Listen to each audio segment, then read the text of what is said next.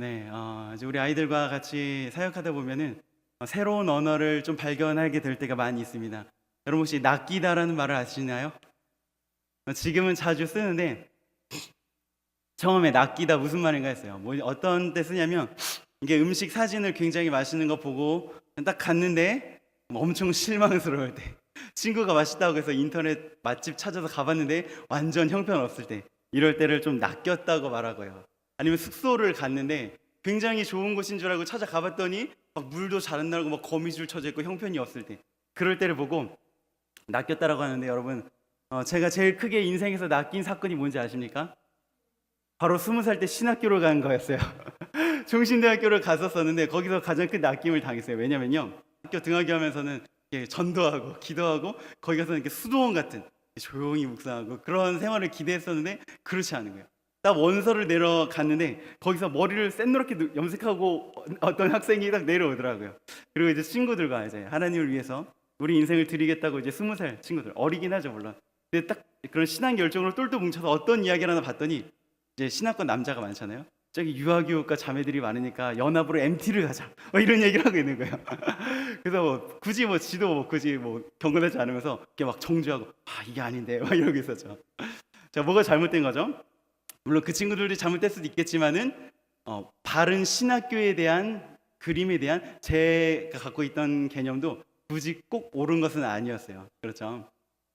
자, 이렇게 내가 기대했던 것과 알고 보니 달라서 실망하는 경우가 조금 많이 있었는데요. 이제는 여러분은 점점 나이가 들어가면서 안 먹어본 것도 없고 이제 안 가본 것도 없고 또 좋은 것도 다 누려보고 하셨기 때문에 더 바랄 것이 사실은 별로 없을 거예요. 막 꼭 가보고 싶은 나라, 꼭 이건 꼭 먹고 죽어야 돼, 이런 거 별로 없으시잖아요. 그렇죠? 그런데 더 인생에 새로운 것도 특별한 것도 없을 수 있겠지만, 그래도 우리가 하나 바라고 소망해야 할 것이 있는데 어딜까요? 바로 천국이죠. 여러분 천국에 정말 가보고 싶으세요? 아멘. 다행이네요. 그런데 제가 말씀을 보면서 제 자신에게 진지하게 물어보고 고민해 보다가 깜짝 놀랄 만한 깨달음이 있었었는데, 어쩌면 사람들이, 그리고 어쩌면 내가 천국에 가기 싫어할 수도 있겠다는 거였어요. 여기까지 들으면 아니 이게 무슨 말도 안 되는 소리야, 목사가 될 사람이 같이 천국 가자고 평생 외쳐야 될 사람이 천국 가기 싫어한다니, 이제 세상이 말세고 교회도 끝이구만 하는 사람이 분명히 계실 거라고 생각하는데요. 제가 왜 이런 깜짝 놀랄 만한, 그리고 이런 말도 안 되는 불경스러운 깨달음을 얻었는지 같이 한번 생각해 보기를 원합니다. 오늘 우리가 함께 읽은 본문은 이제 예수님의 이전의 탄생, 예수님의 유년기, 예수님께서 세례 받으시고 시험 받으신 후에 이제 드디어 본격적으로 그의 사역을 시작하는 중요한 전환기예요. 17절을 시작하는 단어가 이때부터라고 하는 단어인데, 여기 이 단어가 마태복음에서는 굉장히 중요한 어떤 흐름의 전환을 말해주고 있거든요.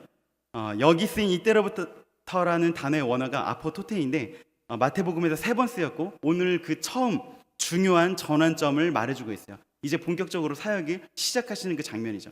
그런데 제가 개인적으로 생각하기로는 이 전환이 예수님의 생애에서만이 아니라 어쩌면 전 인류사에서 가장 중요하고 집중된 그런 순간일 수 있겠다 싶었어요.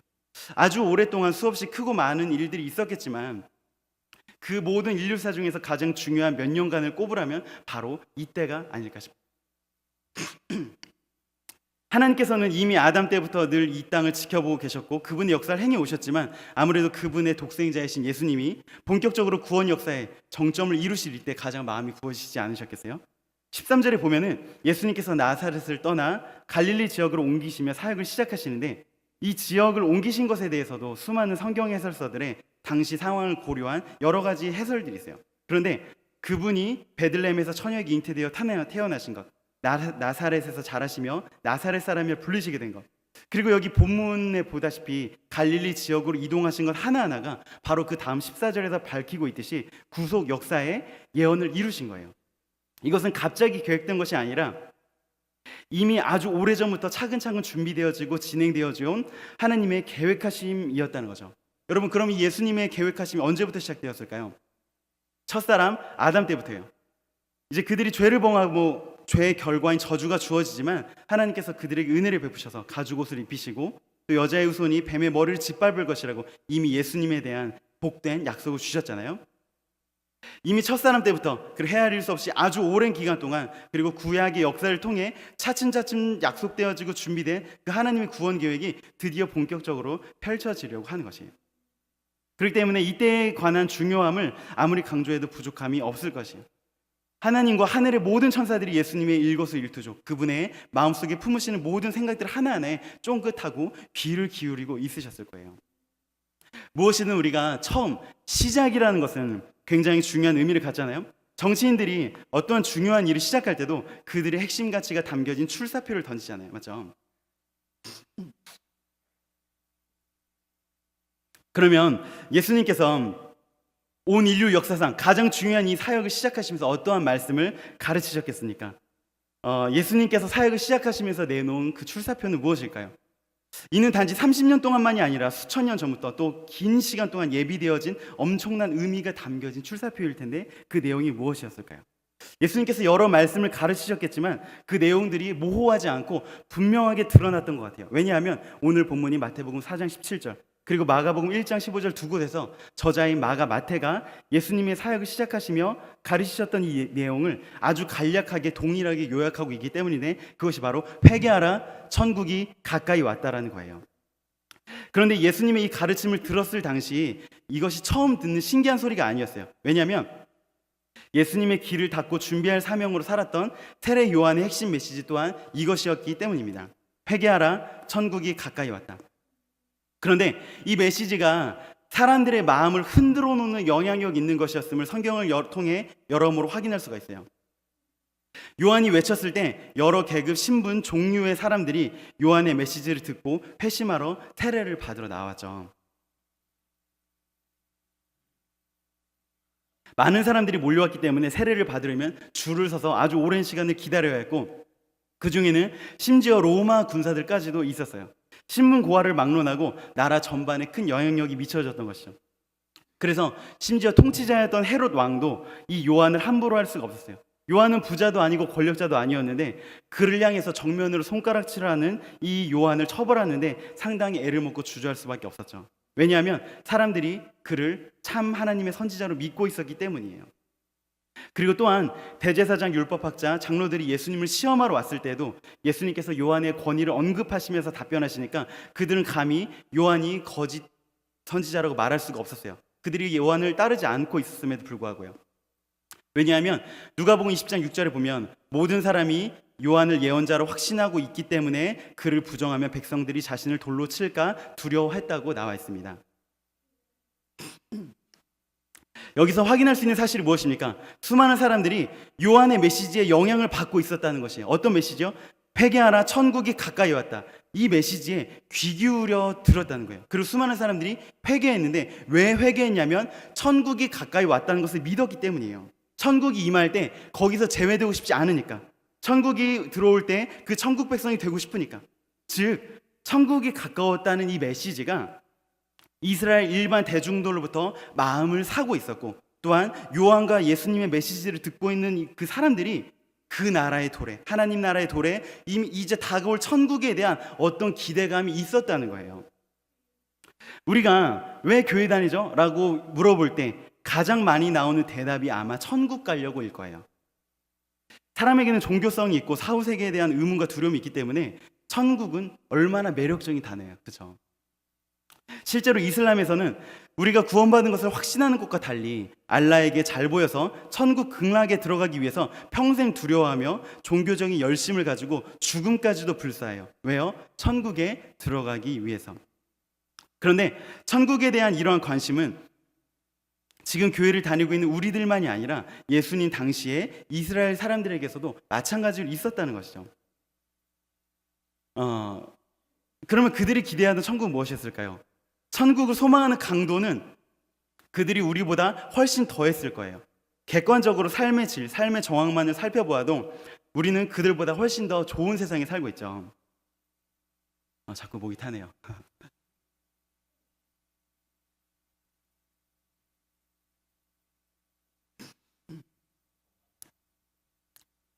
사람들은 인생이 좋아지면 천국에 별로 관심이 없어지지만 인생이 고통스럽고 괴로울 때는 그 다른 나라를 생각하기 마련인데, 여러분이 이미 알고 있다시피 수백 년이 넘는 동안 그들은 그다지 행복한 그런 민족의 역사를 지나고 있지 않았어요. 더욱이 그들의 삶과 신앙의 중심을 형성하고 있던 구약으로부터 해서 구원자 메시아에 대한, 그리고 그가 가져올 새로운 소망, 즉 천국에 대한 여러 예언들이 있었기 때문이에요. 성경에 여러 예언적 소망들이 담겨 있는데 다음과 같아요. 하나님은 새로운 마음과 심령을 주셔야 한다. 하나님은 인간 사회를 변화시켜야 한다. 하나님은 이스라엘을 약속한 땅으로 회복시켜야 한다. 하나님은 인간 본성 자체를 변화시켜야 한다. 이런 여러 가지 약간 다양한 종류의 메시지들이 있는데, 어떤 이들은 변화된 본질의 초점을, 또 다른 이들은 이스라엘 나라의 회복의 초점을, 또 어떤 이들은 새로운 마음에, 또 어떤 이들은 새로운 도시에 초점을 맞추었어요.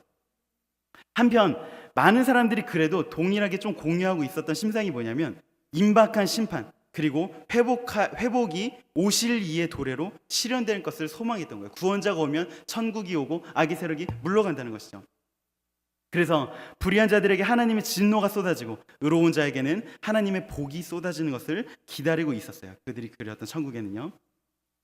그래서 백성들이 요한이 이제 천국에 가까이 왔다고 외쳤을 때, 그리고 그 메시지의 실현처럼 보이는 예수께서 오셔서 구약에 예언되었던 그런 여러 징조들을 나타내셨을 때, 즉 병든 자를 고치시고 줄인 자에게 만나와 같이 기적적으로 먹이시며 죽은 자를 살리시는 능력을 나타내셨을 때, 그리고 당시의 선생들과는 차원이 다른 하나님 나라를 힘있게 선포하셨을 때, 바로 그 메시아가 왔다고 믿으며 환영했던 거예요. 메시아가 천국을 가져올 것을 기대하면서 그를 그들의 왕으로 모시려고 하였죠. 그래서 예수님께서 가시는 곳마다 장사진을 이루었어요. 그들이 오랫동안 꿈꿔왔던 구원을 실현시켜줄, 천국을 임하게 할 메시아를 온 마음을 다해 사모하고 환영하며 추종하였던 거예요. 요한이 회개하여 이제 올 천국의 징조를 알렸다면, 이제는 사람들이 예수님을 통해서 그것이 곧 실현될 것이라 생각하면서 부푼 기대를 안고 있었던 것이죠. 어쩌면 정말 천국이 임할지도 모른다, 하나님 나라의 모든 소망이 드디어 응답받을지도 모른다 라고 말이죠. 그래서 그들은 예수께서 그들의 소망에 부합하는 종류의 나라를 시작하셨다고 기대했던 거죠. 하지만 차츰 그가 하나님 나라의 가르침을 나타내시고, 그리고 그가 사역을 발전시켜 나가는 방식이, 그가 보이시는 천국의 본질 메시아의 사명에 대해서 가르치셨던 그 내용들은 그들을 약간 의아하게 만들었어요. 불의한 자들을 심판하셔야 될 영광스러운 왕이 되셔야 할 그분은 오히려 왕이 아닌 종의 자리로 내려가려고 하셨고, 또 칼로 저들을 심판하셔야 할 구원자가 오히려 저들의 칼에 자신이 넘겨져야 한다고 스스로를 부인하셨어요. 이러한 예수님의 천국에 대해, 그리고 자신에 대해 가르치신 이 말씀을 듣고 실망한 수많은 사람들이 그분을 떠나기도 했죠. 심지어는 그분을 가장 가까이 따르던 제자들조차 예수님의 계획을 듣고는 절대 그런 일이 있어서는 안 된다고 방해하고 싶어 하기까지 했어요. 그런데 예수님은 그들의 기대에 따라 이리저리 휘둘리지 않으셨죠. 이미 오래전부터 계획되어 있었던 삼위 하나님의 구원의 계획을 단지 하나하나 순종하며 이루실 뿐이었어요. 예수님께서 하셨던 일들 중 일부는, 하나님께서 예수님을 통해 행하시는 그 사역의 일부는 그들의 소망과 일치하였기 때문에 잠시 그분께 열광적인 지지를 보냈지만, 예수께서 의도하신 천국 비전, 하나님의 나라에 대한 그림의 세부 그림이 드러날수록 그들은 자기들이 그려온 그림과 다르다는 것을 발견하게 된 거죠. 이때 그들에게 주어진 선택은 두 가지예요. 무엇이죠? 첫 번째는 예수님께서 보여주신 그 천국에 대한, 하나님 나라에 대한 비전을 받아들이고 자신들이 그려왔던 천국에 대한 그 어긋난 개념과 기대를 여기에 맞게 조정을 하면 되는 거예요. 그렇죠?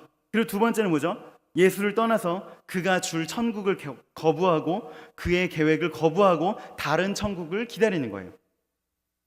그들의 근데 결론이 어땠었죠? 예수님께서 군병들에게 잡혀가실 때 그분 곁에는 아무도 없었어요. 유대 종교 세력이 예수님을 잡아서 불의한 재판을 벌였을 때 그분의 편은 아무도 없었고, 제자들조차 모두 자신이 연루될까봐 두려워하며 자신들의 참선생을 외면했어요. 로마인들의 재판에서 그들의 심정을 엿볼 수가 있어요. 그들은 예수님께 실망을 넘어서 분노했어요. 빌라도가 어떻게든 피를 보지 않으려고 죄인 한 명을 놓아주겠다 하였지만 그들은 명백한 죄수인 바라바를 풀어주라 하였고, 오히려 예수를 십자가에 못 박아라! 이렇게 분노에 차 소리를 질렀죠. 왜 화가 난 거죠? 예수가 천국을 기다리는 자기들을 몹시 실망시켰다고 생각하기 때문이에요. 그래서 더 화나고 분개하고 있는 거예요. 천국을 줄 것처럼만 하더니 결국 주지 않았다는 거죠.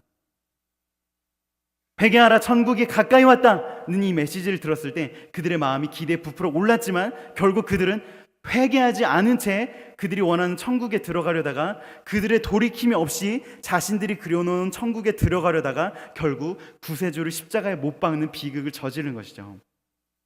회개하지 않는 자가 천국을 소망할 때 그들의 결국이 무엇이죠? 바로 천국을 거부하는 것이. 그들이 소망하는 다른 천국이 없잖아요. 그런 천국이 없잖아요. 그 사람이 얼마나 열심히 간절히 그 천국을 바라고 신을 찾았는지와 상관없이 결국은 다른 천국을 그리는 것은 그 천국을 거부하는 것이라는 거죠. 그러면 우리가 그린 천국은 어떨까요?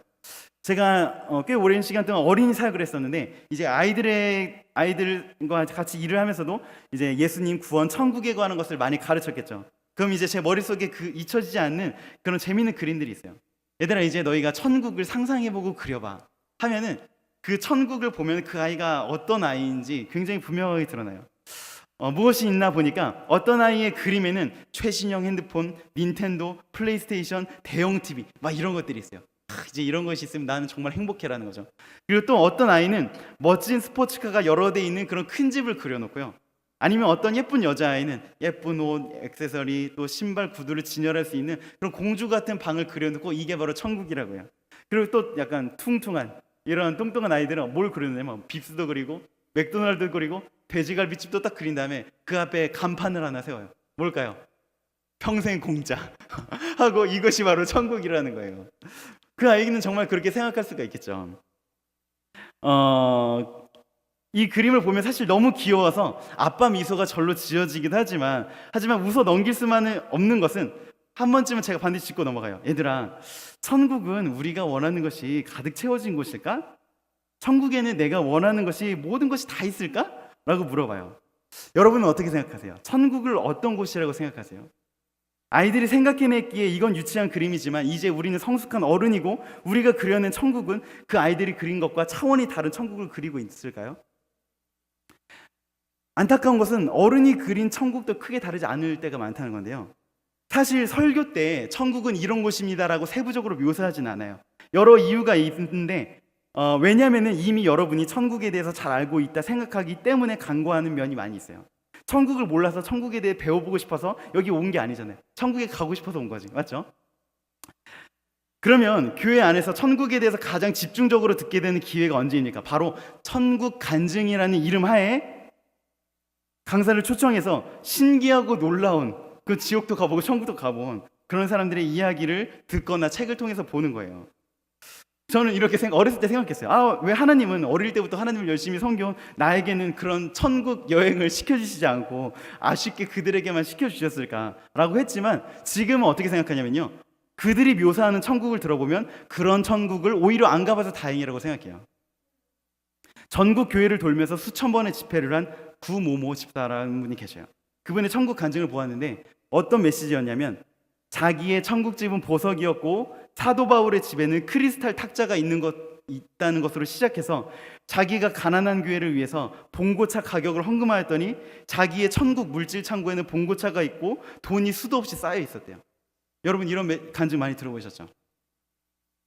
감히 천국의 영광과 하나님께서 우리에게 주실 그 영광스러운 나라, 부족함이 없는 그 완벽함을 감히 크리스탈 탁자나 아니면 쌓여있는 지폐 따위나 이런 데에 걸려있게 하다니요. 여러분 그런 천국이라면 갈 필요 없이 이 땅에서 악착같이 나쁘게 돈 모으면 할 수 있는 거잖아요.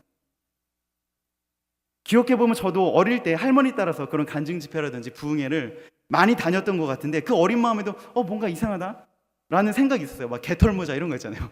늦게 예수님 믿은 사람은 노숙자에서 갈 집이 없고 막 이런 이상한 간증 있잖아요. 이상하다, 그럼 난 어떻게 하지? 막 이런 생각들을 했는데요. 그런데 정말 안타까운 것은 아직도 그런 헛소리들이 성경과 십자가와 더불어서 이 교회 안에서 공공연하게 신앙 교육의 주요 내용으로 쓰이고 있다는 거예요. 그걸 생각하면 정말 가슴에 분노가 치미기까지 해요. 그리고 또 하나의 예가 있는데요. 저희 할머니, 저의 설교는 항상 할머니 얘기가 자주 등장하는데 왜냐하면 전 아직 인생의 경험이 짧지만 저희 할머니는 굉장히 인생을 많이 경험하셨고 또 신앙생활과 또 아픔도 많이 있으시거든요. 저희 할머니 권사님이신데요, 젊으셨을 때 여전도 회장도 하시고 헌신도 많이 하시고 새벽 예배도 수십 년 동안 해오셨어요. 그리고 할머니께서 저를 키우셨기 때문에 엄마 아빠와 보낸 기간보다 할머니랑 보낸 시간이 더 많다고 할 수 있을 정도예요.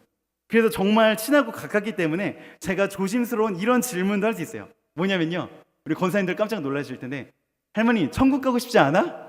라고 물어봐요. 그럼 어떻게 받아들일 수 있죠? 아니, 내가 평생 키워놨더니 나보고 빨리 죽으라는 건가 생각할 수가 있을 텐데, 다행히 할머니가 그렇게 안 받아들이고 잠깐 생각하더니 이렇게 대답을 하시는 거예요. 아니, 이렇게 좋은 세상 놔두고 왜 천국에 가? 라고 하시는 거예요. 목사님이 물어봤다면 아멘 했겠죠. 근데 그렇게 대답하신 이유가 있어요.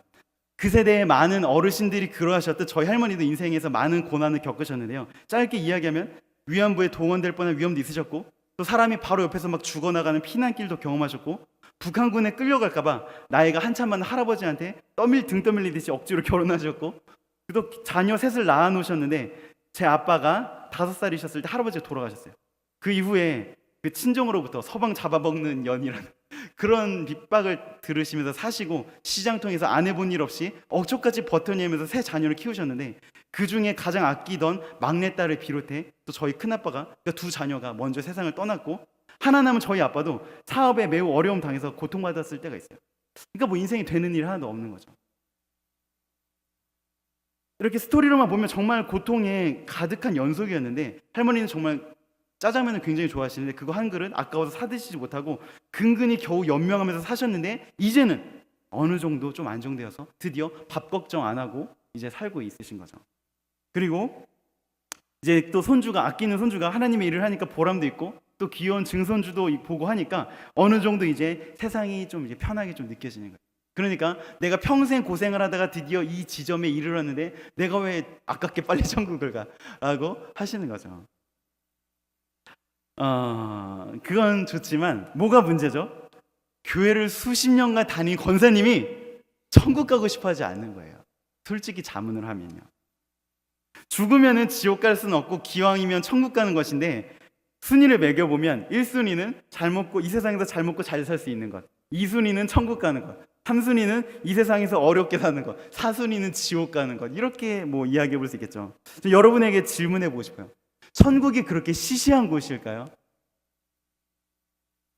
이 땅에서 누리는 좋은 것들보다 못하지만 죽어서 어쩔 수 없이 지옥 가기 싫으니까 가는 그 선택지인가요? 이런 말씀을 하시긴 하셨어요, 할머니가. 천국에 가면 죽은 내 딸이 너무 보고 싶다, 되게 아끼셨거든요. 그런데 그 마음을 모르는 것은 아니지만, 그래도 교회 사역자인 저는 할머니한테 이제 이렇게 이야기할 수밖에 없죠. 할머니, 천국에는 고모를 보러 가는 게 아니라 하나님을 만나러 가는 거야 라고 이야기를 하죠. 지금 제가 무슨 이야기를 하는 것입니까? 천국에는 내가 원하는 모든 소망이 이루어지는 곳이 아니라는 거예요. 우리가 진리의 요술램프를 안고 무엇이든 이룰 수 있는 로또로 만들어 볼 수 있는 그런 세상이 아니라는 거예요. 내 뜻이 다 이루어지는 건 내 나라잖아요. 천국은 하나님의 나라인데, 하나님의 나라는 내 뜻이 이루어지는 것이 아니라 하나님의 뜻이 이루어지는 곳이에요. 거기에는 내가 원하는 모든 것이 부족한 것이 쌓여 있는 것이 아니라, 그러면 천국이 아니에요. 천국이 천국인 이유는 하나님이 계시기 때문에 천국인 거예요. 전에 제가 설교를 듣는 중에서 어떤 목사님이 이런 말씀을 하시더라고요. 이제 우리가 천국에 가면 영원히 예배하고 영원히 찬양을 한다는 이 말씀을 들으면서 저도 모르게 마음속에 딱 이런 생각이 들더라고요. 힘들겠다. 여러분, 지금 오늘 이제 많이 드리시는 예배면 3번째실 텐데, 지금 예배가 힘드세요? 아니면 기쁘고 즐거우세요? 네, 하나님은 솔직한 걸 좋아하세요. 저는 이제 신학대학원 다닐 때 하루에 많게는 3번, 4번까지 예배를 드리는 날이 종종 있었었는데, 그때 힘들었는지 그런 설교를 들으면서 이런 웃긴 생각을 했던 거예요. 그런데 그 말이 반은 맞고 반은 틀린데, 지금 우리가 여기서 예배하고 있죠. 하나님을 만나고 있죠. 그런데 그것은 그 하나님의 임재와 은혜를 부분적으로 지금 경험하고 있는 거예요. 하지만 우리가 천국에 가면 우리가 가리고 있던 눈앞의 수건을 벗어진 채 하나님의 영광과 은혜를 온전히 누리게 될 거예요. 지금 우리가 연약한 육체를 안고 있어서 여기 1시간, 2시간 앉아있어 힘들지만 이제 거기에 가면 아픔도 없고 고통도 없이 영원히 하나님을 예배할 수 있는 것인데요. 찬양하는 것 또한 기계적으로 계속 노래를 한다는 것이 아니라 우리를 구원하시는 그 하나님의 은혜와 사랑에 감격하고 그 영광스러우신 하나님을 볼 때 우리 안에서 탄성이 터져 나와서 찬양하지 않을 수 없게 된다는 것이죠. 사실 이 자리에 주일날 이 자리에 앉아서 2-3번씩 예배하는 분들이시라면 부분적으로나마 예배나 기도를 통해서 천국을 경험해 본 적이 있으실 거예요. 여러분 천국을 경험해 본 적 있으세요? 이 질문엔 아멘이라고 대답할 수 있어야 돼요. 왜냐하면 지금 우리는 이미 임한 하나님 나라를 누리며 살고 있는 것이거든요. 여러분 천국을 경험해 본 적이 있으세요? 이 땅에서 누리는 이 천국과 우리가 앞으로 가게 될 천국은 서로 연결이 되어 있어요. 지금 이 땅에서 누리는 천국이 재미없으면 영원히 누리게 될 천국은 영원한 지루함과 영원한 고통일 수밖에 없다는 것인데요. 저는 아까처럼 예배를 3번, 4번 하면 지루할 수 있겠다는 생각을 해본 적도 있지만 하지만 영원히 예배하고 영원히 천국을 누리며 기도가 끝나지 않았으면 하는 마음을 경험해 본 적도 있어요.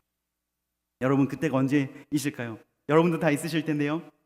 나 같은 벌레만도 못한 나 같은 죄인을 살리신 그 하나님의 은혜에 감격하여서 주체할 수 없이 눈물이 콧물이 막 흐르고 그 큰 사랑에 완전히 녹아들어져 보셨을 거예요. 우주의 창조자가 나를 기억할 뿐만 아니라 나를 위해서 하나뿐인 아들의 목숨을 내어주기까지 나를 사랑하신다니. 나는 늘 그분의 마음을 아프게만 해드리고 내가 원하는 그런 탐욕과 죄악을 저지르기만 할 뿐인데 그분은 무조건적으로 나를 사랑하신다니. 그것은 이 세상에 어떤 것도 줄 수 없는 진정한 기쁨과 참 평안과 행복이었어요. 그래서 주님과의 깊은 교제 가운데 있을 때는 정말 그 주님과의 사귐에서 주님의 그 사랑의 은혜를 맛보는 것에서 나오고 싶지가 않고 이 기도가 끝나고 싶지가 않은 거예요. 이렇게 언제나 평생 내가 이 세상으로 돌아가지도 않고 늘 주님의 얼굴만 보면서 살고 싶고 이렇게 항상 주님의 사랑을 느끼고 싶고 그분 품 안에 영원히 안겨있고 싶은 적이 있으시지 않으세요? 회개하고 주님을 깊이 경험하는 이것이 천국이잖아요. 여러분과 제가 이미 이 천국을 부분적으로 경험했잖아요. 그냥 예배 순서를 따르는 것이 아니라 하나님을 깊이 만나고 그 사랑에 깊이 잠겨드는 그런 예배와 그런 기도를 그렇게 주님 안에서 다시 세상으로는 나가고 싶지 않은 그런 천국을 우리가 이미 경험하셨잖아요. 여러분 천국을 경험하신 적이 있으세요? 예수님이 우리를 구원하셔서 이제 우리가 얻게 된 이 세상에 정말 아무리 영광스러운 것 따위와는 비교할 수 없는 그 천국의 기쁨과 평안과 그 행복과 만족을 여러분 누리시고 있으세요? 그것이 있기 때문에 우리가 예배하는 것이 안식이고 쉼이고 평안이고 행복인 거죠. 우리가 오해하고 있는 것은 여러분 천국을 어떻게 생각하세요? 라고 하니까 아까 우리 아이가 이렇게 이야기하더라고요. 죽으면 가는 곳이요. 그런데 이것은 우리가 갖고 있는 천국의 반쪽짜리이고 천국이 만약에 죽어서 가는 곳이라면 이건 기독교의 천국이 아니라 다른 종교의 천국이에요. 왜냐하면 우리가 주기도문으로 기도할 때 뭐라고 기도하죠? 아버지의 나라가 오게 하시며 아버지의 나라가 곧 하나님의 나라죠. 그 하나님의 나라고 천국이잖아요. 천국에 가게 해주시며라고 기도하는 게 아니라 천국이 지금 이 땅에 임하게 해주시며 라고 우리가 기도하잖아요. 천국은 가는 곳만이 아니에요. 우리가 이미 천국이 시작되었기 때문에 그 작은 조각이라도 지금 예배를 통해서 기도를 통해서 우리가 맛볼 수가 있어요. 왜냐하면 예수님을 통해서 하나님의 나라 즉 천국이 이미 시작되었기 때문이에요. 그래서 예수님께서 인간의 몸을 입고 오셔서 구원의 사역을 이루심으로 이미 시작되고 이미 우리가 지금 이 교회 가운데 이 서울교회 안에서도 있는 그 천국을 우리가 부분적으로 경험하며 살고 있는 것이죠. 여러분 세상을 이길 힘이 어디서 옵니까? 기도했더니 부자 되는 능력으로 오는 것입니까? 아닙니다. 이미 임한 이 하나님 나라에서 세상이 줄 수 없는 그 기쁨과 평안과 만족함을 누리는 것으로부터 세상이 감당치 못할 사람이 만들어지는 것이 아닙니까? 그 하나님 나라를 위해서 죽음도 불사하고 그 나라를 전파하며 살았던 이들이 있기 때문에 정말 이 150년 전에 동방의 구석진 이 땅 끝에도 복음이 전파되고 여기 앉아있는 우리가 지금 천국 백성이 될 수가 있었던 거잖아요. 우리의 참 아버지신 하나님의 아버지의 품에 안기고 나를 위해 못 박이신 예수님의 손을 잡으며 영원히 그 사랑과 영광에 휩싸여 살 수 있다면 형식으로 하는 것이 아니라, 노래 부르는 것이 아니라 그 하나님을 온전히 누리는 그 참 예배와 깊은 곳으로부터 터져나오는 진정한 감격의 찬양을 영원토록 부르며 살 수 있다면 여러분 얼마나 좋으시겠어요? 지금 이야기를 들으시면서 얼굴에 미소가 절로 지어지시는 분은 정말 그것을 경험하였고 그것을 사모하시는 분인 거예요. 우리가 우리의 모든 육체의 영혼의 죄와 더러움, 연약함을 벗어버리고 이제 죄도 없고 눈물도 없고 슬픔도 없이 하나님께서 사랑하시는 자녀인 우리에게 주시는 좋은 것들로만 가득 채워진 그곳은 얼마나 좋은 곳일지 우리는 정말 지금 상상조차 할 수 없을 거예요. 보석으로 지어진 집으로도 그 모든 천국의 간증, 이야기에 나오는 것들을 다 합쳐도 감히 천국의 영광과 환희를 아주 티끌만큼이라도 표현하지 못할 거예요. 우리가 그랜드 캐년 같은 멋진 자연만 봐도, 잘 지어진 멋진 위용 있는 건물만 보더라도, 우리가 아주 훌륭하게 만들어진 좋은 집, 좋은 차, 또 영을 다 셀 수 없는 그 통장만 보더라도 우리의 마음이 혹하는데, 저기 우주선에서 찍은 지구 사진만 보더라도 우리가 되게 놀랄 텐데, 그런데 그것들은 우주에서 본다면 정말 아주 눈에 보이지도 않는 미미한 것들이잖아요. 하물며 우주의 창조주를 뵙고 우리가 그분의 자녀로서 당당히 들어가서 아버지의 집에서 그 나라를 상속받아 산다는데, 이것을 우리가 어디에 비교할 거예요? 우리가 한참 젊을 때 연인의 사랑만 받더라도 우리가 행복해 겨우 죽을 것 같잖아요. 그런데 우주의 주인이신 그분이 나를 죽기까지 사랑하셨다는데, 그분을 이제 진짜 만날 때 우리의 마음이 얼마나 두근두근 떨리겠어요? 여러분, 그런 천국에 가고 싶으세요? 그런데 천국이 이런 곳이라는 것을 알게 되면 천국 가고 싶어 하지 않을 사람들이 수두룩하다는 거예요. 일단 세상 사람들은 당연히 천국이 만약에 그런 곳이라는 것을 알면 안 가고 싶을 거예요. 예배 한 번 오라는 것도 안 오는데 영원히 예배한다는데 오고 싶겠어요? 거기서 내가 좋아하는 것만 가득할 줄 알았는데 그런 게 없고 하나님이 원하시는 게 가득하고 하나님을 예배하고 찬양해야 한다고? 에이, 나 그런데 안 가. 당연히 그렇죠. 더욱이 가슴 아픈 것은 예배하는 것이 지루하기만 하고 찬양하는 것에서 어떤 기쁜 의미도 찾을 수 없는 사람이라면, 이 자리에서 수십 년 신앙생활했어도 하나님 자체에 관심이 없고 하나님이 나를 지켜주시고 내 인생의 복을 받는 것에만 관심이 있다면, 예수의 십자가 이야기는 들어봤어도 그분을 사랑하지 않는다면, 하나님 자체에 아무런 관심도 없다면, 여러분, 그런 사람이 회개하지 않은 채로, 변화하지 않은 채로 지금 뿅 하고 천국에 간다면 영원히 지루하고 따분하고 재미없는 곳이 될 텐데, 그런 곳이 그런 사람에게 천국이겠습니까? 이슬람 자살 특공대가 폭탄 테러 성공하면 무엇이 주어진지 아세요? 우리는 이 세상에서 목숨이 가장 중요하잖아요. 근데 그 목숨을 왜 바꾸는지 아세요? 그렇게 폭탄 테러에서 천국에 들어가게 되면 꾸란에 쓰여 있는데, 예쁜 미녀들이 7명인가 8명인가가 평생 영원토록 그를 수종 들고 또 맛있는 먹을 것이 영원토록 끊이지 않는다는 거예요. 이렇게 절제 없는 쾌락과 끝없는 탐닉을 바라는 자가, 그런 종류의 천국을 기대하는 사람이 예수께서 선포하신 이 천국, 우리가 들어갈 이 참 천국에 들어오고나 싶겠냐는 거죠. 육체의 쾌락을 사랑하는 사람이, 풍요와 사치를 누리는 것을 인생의 목적으로 삼는 사람이, 그리고 그 외에 하나님이 아닌 다른 어떤 대상이나 다른 어떤 목적을 인생의 최우선의 가치로 두고 사는 사람이 만약에 천국에 그것들을 가져갈 수 없다는 이야기를, 그런 무서운 선언을 듣게 되었을 때도 여전히 천국에 가고 싶어 할까요? 여러분은 어떻습니까? 천국에서는 영원히 하나님을 예배하고 영원토록 하나님을 즐거워하고 찬양한다고 했을 때, 그 천국에 가서 영원토록 하나님을 즐거워하고 그분의 영광을 맛보며 하나님의 사랑을 누리며 살아가는 그 나라에 가고 싶으세요? 막 소망이 드세요? 아니면은 숨막히고 지루할 것 같아요? 어서 그 나라에 가고 싶다면 다행이지만, 하지만 정말 혹시나 내가 그려왔던 그 천국이 주님께서 우리에게 주시고자 하는 천국과 다른 그림이라는 것을 깨닫게 된다면, 우리에게도 그 유대인들과 마찬가지로 두 가지 선택이 있는 거예요. 첫 번째는 내가 천국에 내 갖고 있는 이해와 기대를 바꿔서, 즉 회개하여 돌이키고 주님이 나에게 주실 그 하나님의 나라를 소망하는 거예요. 둘째는 그들과 같이 예수님이 우리에게 주실 그 천국을 거부하고 또 다른 천국을 기대하는 거예요. 근데 저는 여러분에게 이렇게 담대하게 선언할 수 있는데, 그런 천국은 없어요. 예수께서 나로 말미암지 않고 아버지께로 나아갈 자가 아무도 없다고 했어요. 여러분이 어떠한 선행을 하고 어떤 착한 일을 많이 하고 이 교회에서 어떤 신앙의 공덕을 쌓았든 그 천국이 아닌 다른 천국을 달라고 해도 예수님이 여러분에게 주실 그런 천국은 없는 거예요. 이미 임한 이 천국을 기뻐하며 이 천국을 누리는 자가 이제 완전히 임할 천국에 들어가는 것인데요.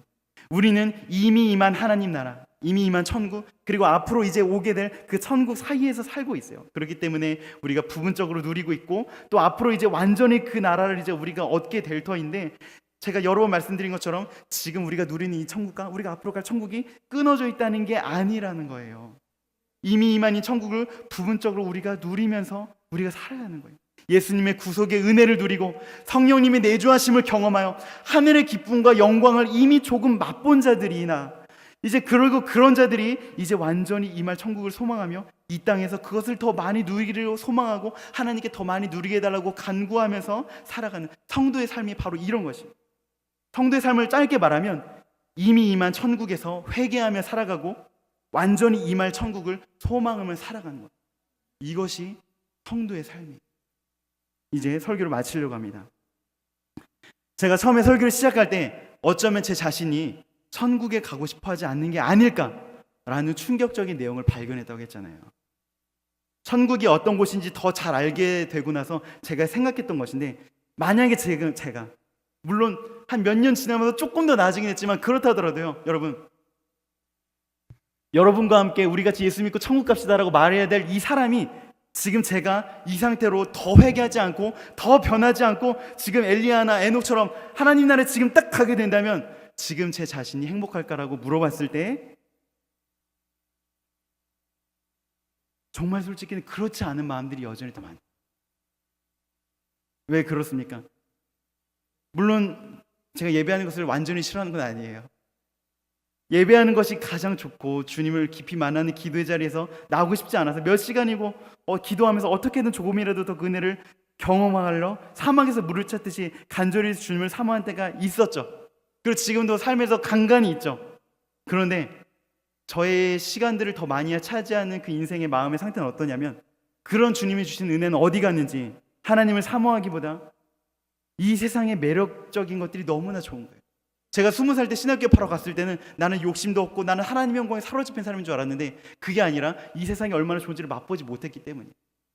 근데 제가 조금 돈을 써보고 조금 이 세상에서 누릴 수 있는 그런 연애, 사랑, 그리고 여러 가지 이 땅에서 줄 수 있는 그런 것들을 누려보고 나니까 그것들이 얼마나 좋은지,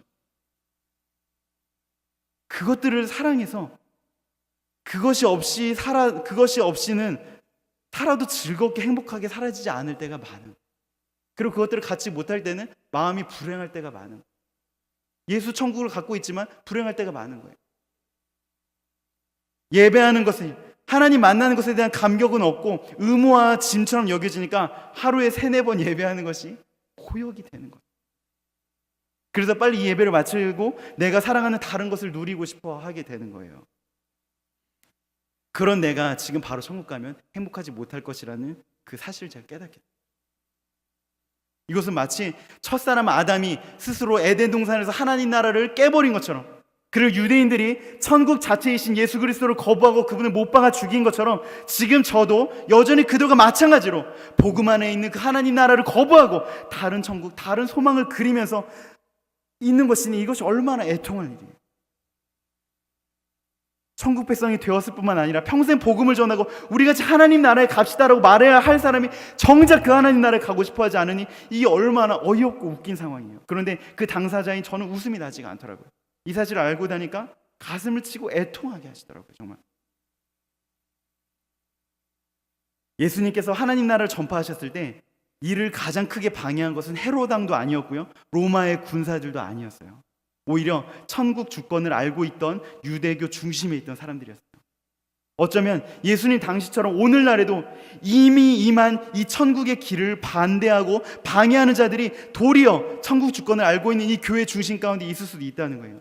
수십 년 교회 다닌 사람이 우리 자신이 여전히 지금도 천국에 들어가기를 거부하거나 아니면 다른 천국을 그리면서 이 자리에 앉아 있을 수 있다는 것이죠. 그러나 다른 복음은 없습니다. 다른 천국은 없습니다. 천국의 중심이 하나님이 아니라 우리 자신이 원하는 모든 것을 다 갖다 놓고는 내가 거기 앉아서 내가 주인으로 호의호식하는 그런 거짓된 복음, 거짓된 천국의 이미지에 귀를 기울여서는 안 됩니다. 예수 그리스도를 통해 주어지는 천국이 아닌 다른 것들은 결국 하나님 나라를 거부하게 만든다니까요. 그 사이에 간극을 발견하게 될 때 우리에게 해야 할 것은 예수님이 말씀하신 것처럼 회개하라, 돌이키는 거예요. 예수님의 핵심 메시지가 회개하라, 천국이 가까이 왔다라는 것이었잖아요. 회개와 천국은 연결되어 있어요. 진정한 회심, 회개는 진정한 방향을 돌이키는 그 회심은 내가 그저 술, 담배 안 하는 것이 아니에요. 일주일에 한 번 교회 나오게 되는 것이 회개가 전부가 아니에요. 이전에 내가 살아왔던 삶, 지금까지 내가 추구했던 삶의 목적으로부터 완전히 돌이켜져서 전혀 새로운 존재가 되는 것이 회개하는 거예요. 예수님이 말씀하신 회개예요. 그래서 내 모든 소망이 담겨진 천국에 대한 기대, 내가 그려내는 천국 자체가 바뀌어지는 것이 천국이에요. 즉 우리가 회심하면 그 지루해 보이는 천국을 기뻐하고 사모하며 들어가고 싶어하게 된다는. 마지막으로 질문해 봅시다. 여러분 정말 천국에 가고 싶으세요? 영원토록 하나님을 즐거워하고 그 사랑 안에서 살고 싶은 그런 천국에 지금 우리 자신이 어울리는 사람인가요? 혹시 그렇지 않다면, 그런 천국에는 별로 가고 싶은 마음이 들지 않다면, 이 세상을 누리는 다른 것들이 더 좋다면 우리에게 회개해야 할 수 있는 그런 하나님의 은혜가 임하여질 수 있기를 소망합니다. 같이 기도하겠습니다.